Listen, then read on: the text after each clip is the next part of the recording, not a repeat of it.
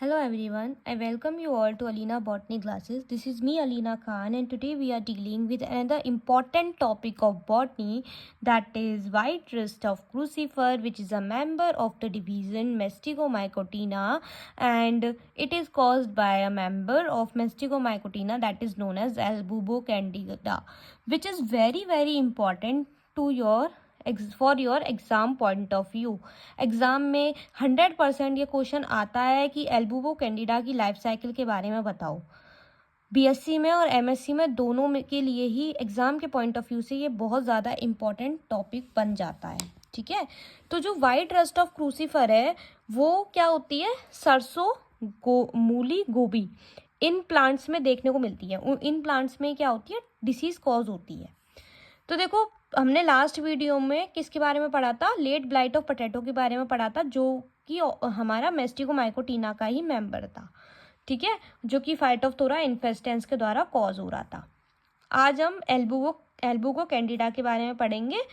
इसके बाद हमारा मैस्टिकोमाइकोटिना कंप्लीट हो जाएगा। इसके बाद हम दूसरा जो हमारा जाइगोमाइकोटिना के डिविजन्स की जो स्पीसीज दे रखी हैं उसके बारे में डील करेंगे। तो without wasting any time we are started our topic.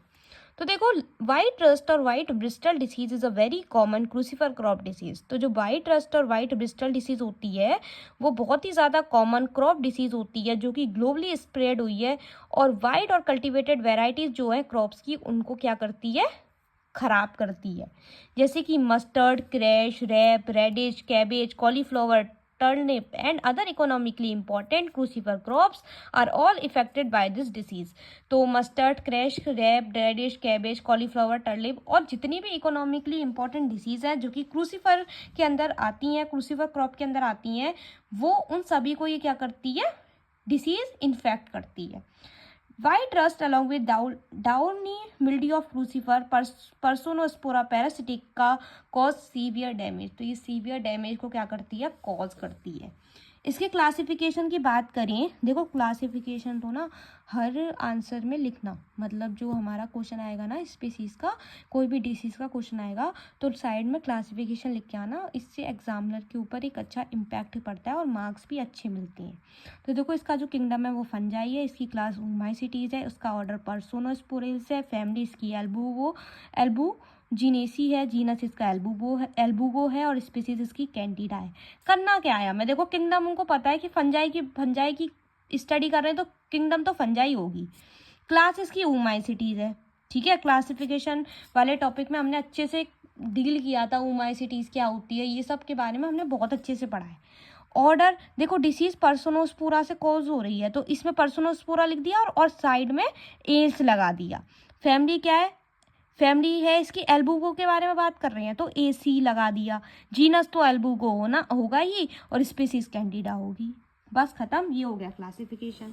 इसके बाद है कोजल ऑर्गेनिज्म, कि मतलब ये किसके द्वारा कॉज होती है। ये हमने पहले बता ही दिया कि एल्बुगो कैंडिडा के द्वारा कॉज होती है, पर कैसे होती है इसके बारे में हम पढ़ लेते हैं कि एल्बुगो कैंडिडा कैसा होता है। The causative agent of white rust of crucifer is Albugo candida, which is an obligate parasite. Infection of host tissue can cause an abundant growth of internal and intracellular accepted mycelium, from which globular hosteria arise within the adjacent cell of host tissue। तो जो causative agent है white rust of crucifer का वो एल्बुगो Candida है, जो कि एक obligate parasite होता है और जो इन्फेक्शन होता है होस्ट टिश्यू में वो कॉज करता है इंटर और इंट्रासेलुलर एसेप्टेड माइसीलियम की ग्रोथ, जहाँ से ग्लोबुलर होस्टीरिया अराइज होगी एडजेसेंट सेल्स के होस्ट टिश्यू के अंदर। इसके सिम्टम्स की बात कर लेते हैं। देखो, कुछ तो लोकलाइज्ड लोअर सरफेस पे सिम्टम्स दिखेंगे, कुछ सिम्टम्स देखने को मिलेंगे, मतलब कुछ तो नीचे की तरफ लोअर सरफेस पे सिम्टम्स दिखेंगे, कुछ ऊपर की तरफ सिम्टम्स दिखेंगे। बस कुछ नहीं है, बस किताबी भाषा में लिख दिया है और कुछ नहीं है। देखो, white creamy pustule of variable shape and size appear on the leaf, stem and inflorescence. तो वाइट क्रीमी प्रस्ट्यूल्स देखने को मिलेंगे वेरियस शेप और साइज के, जो कि लीफ, स्टेम ऑफ इन्फ्लोरेंस पे देखने को मिलेंगे। प्रस्ट्यूल्स जो होंगे वो पाउडरी अपीयरेंस में आ जाएंगे जब होस्ट एपिडर्मिस रप्चर करेगी क्योंकि स्पोरेंजिया जो होगी वो एक्सपोज्ड हो जाएगी। इसके बाद सिस्टमिक सिम्टम्स हैं जो कि न्यू स्टेम, जो नई स्टेम आएंगी और जो इन्फ्लोरेंस आएगी उस पर देखने को मिलेगी, हाइपोट्रोपी कंडीशन देखने को मिलेगी, ओवर डेवलपमेंट देखने को मिलेगा और हाइपर प्लासिया कंडीशन देखने को मिलेगी। डिसीज साइकिल की बात करें तो एक ये सॉइल बॉर्न डिसीज होती है। तो देखो एसेक्सुअल रिप्रोडक्शन भी करती है और सेक्सुअल रिप्रोडक्शन भी करती है। एसेक्सुअल की बात करते हैं, जैसे ये डिसीज प्लांट है जिसके ऊपर डिसीज हो रखी है, ठीक है। तो यहाँ से जूस्पोरेंजियम निकला, जूस्पोरेंजियम जर्मिनेट करेगा, स्पोरेंजियम बनाएगा, स्पोरेंजियम से जूस्पोर निकलेगा, जूस्पोर का जर्मिनेशन होगा और फिर वो इन्फेक्शन करेगा और डिसीज प्लांट में इन्फेक्शन कॉज हो जाएगा। That is asexual cycle. Sexual cycle में क्या होगा कि ये हमारा डिसीज प्लांट, ये हमारा क्या है, यहाँ से स्टार्ट है प्रोसेस। ये ओवर विंटरिंग ऊस्पोर है, ऊस्पोर का जर्मिनेशन हुआ, ऊस्पोर से जूस्पोर बना, जूस्पोर का जर्मिनेशन हुआ, इन्फेक्शन हुआ डिसीज प्लांट में। अब सिस्टमिक कंडीशन देखने को मिलेंगे स्टेज 8 में और फिर से ऊस्पोर्स का फॉर्मेशन हो जाएगा। That is sexual cycle. अब डिसीज साइकिल की बात करें तो सबसे पहला स्टेप है प्लेनेशन का, जिसमें ऊस्पोर जो होते हैं वो सॉइल के अंदर आते हैं डिसीज प्लांट के अंदर और डेब्रिज और moving with disease species along with seed के साथ साथ मूव करती हैं। अब प्राइमरी इन्फेक्शन ऊस्पोर्स के द्वारा कॉज होता है, सेकेंडरी इन्फेक्शन स्पोरेंजिया और जूस्पोर्स के द्वारा कॉज होता है जो कि प्राइमरी इन्फेक्शन के जरिए निकले हैं और ये सेकेंडरी इन्फेक्शन को कॉज करती हैं। ऑब्लिगेट पैरासाइट के अंदर aseptate coenocytic branch colourless intracellular hyphae present होती है। क्लब शेप्ड स्पोरेंजियोफोर प्रेजेंट होता है जो कि इन डिटर्मिनेट ग्रोथ शो करता है। स्पोरेंजियोफोर स्पोरेंजिया प्रोड्यूस करेगी चेन में जो कि बेसल पेटल मैनर में प्रेजेंट होगी और ओल्डेस्ट अपेक्स पे होंगे और यंगर बेस पे प्रेजेंट होंगे। क्या होगा कि जो स्पोरेंजिया होगी वो जर्मिनेट करेगी और 1 से 12 by flagellate kidney shape zoospore बनाएगी और जर्मिनेट करके डायरेक्टली जर्मिनेट करेगी जर्म ट्यूब से। अब ये जो जूस्पोर्स होंगे ये क्या करेंगे, ये सॉइल में सर्वाइव करेंगे एज ऊस्पोर और क्रॉप डेब्रिस के अंदर।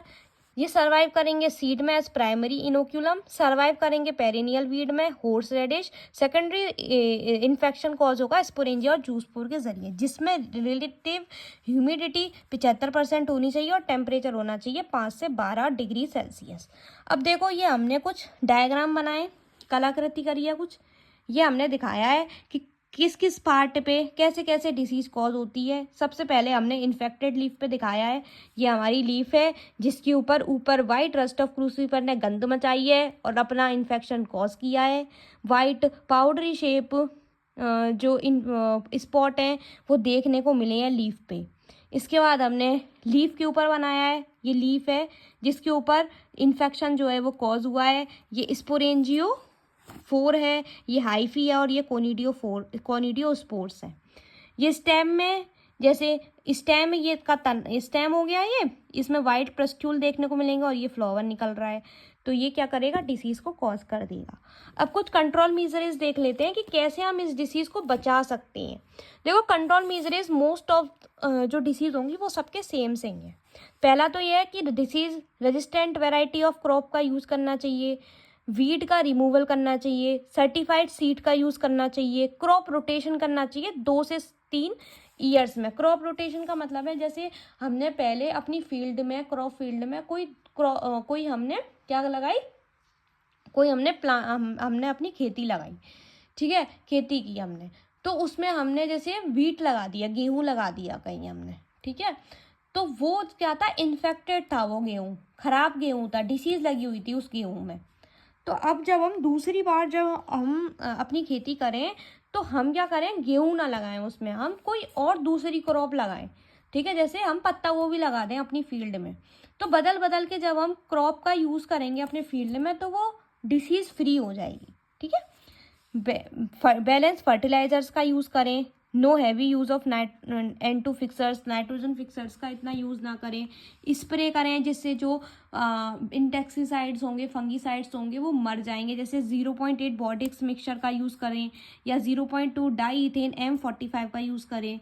डिसीज़ फ्री क्रॉप कल्टीवेशन करें, प्लांट डेब्रिस को डिस्ट्रॉय करें, ख़त्म करें और डीप प्लोइंग करें, मतलब लंबी जुताई करें, जिससे जो ऊपर जो फंजाई लगी होगी वो जुताई के ज़रिए क्या होगी, मर जाएगी।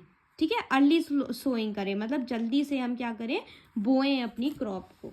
और देखो, एक हमारा प्लोइंग और हार्वेस्टिंग के बीच में गैप भी होना चाहिए, ये भी हमारा इम्पॉर्टेंट फीचर हो जाएगा कंट्रोल मीजरीज का। तो that's all about the Albubo candida. If you have any doubt in this video, then let me know in the comment box. In our next video, we are dealing with the member of Zygomycotina, that is Rhizopus. So stay connected, and if you like my video, then subscribe to my channel. Thank you for watching. Bye bye. Have a nice day.